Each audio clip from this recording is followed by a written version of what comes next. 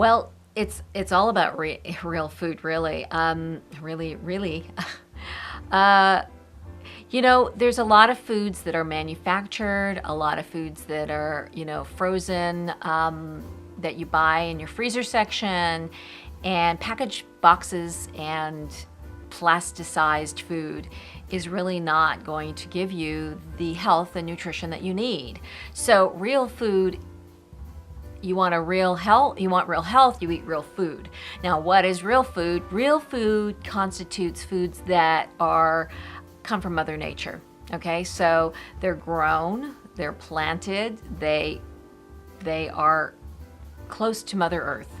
So we're talking about plants, we're talking about nuts and seeds, berries, fruits.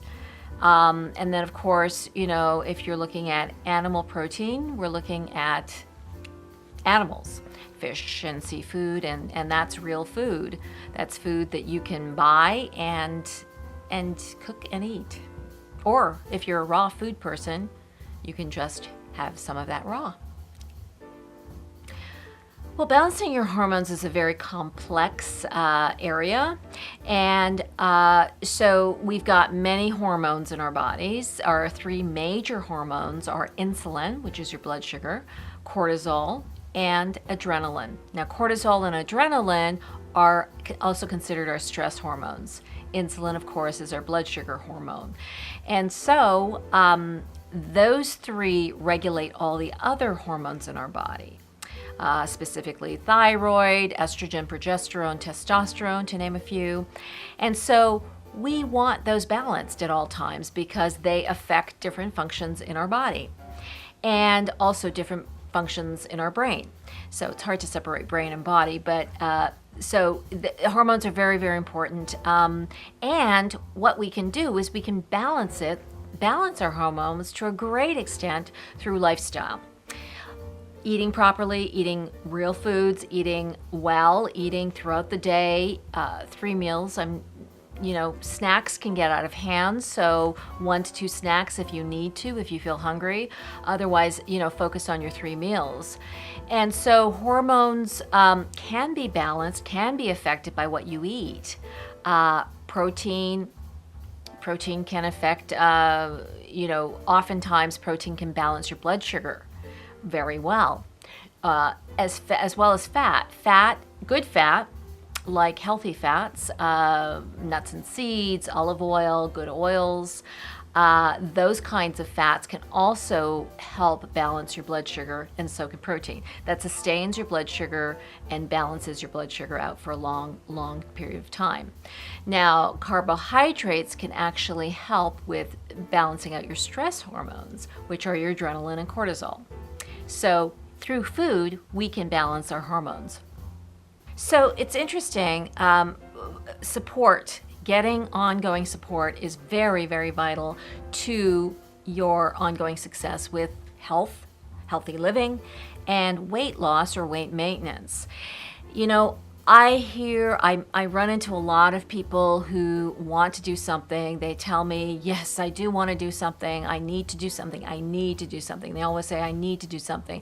And I never hear from them again. And then a year or two goes by and I might see them again and nothing's changed. And in fact, sometimes it's gotten worse.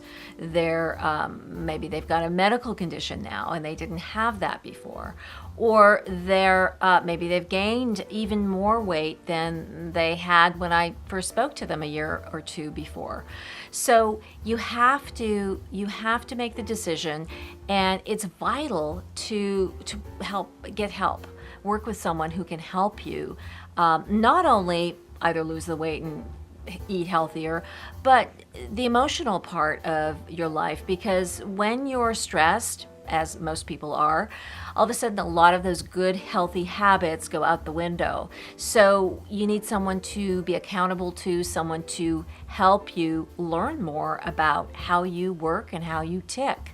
What makes you you, and eating is part of it. Exercise and a lot of these lifestyle habits are part of everything in your life. They're all components to a healthy life.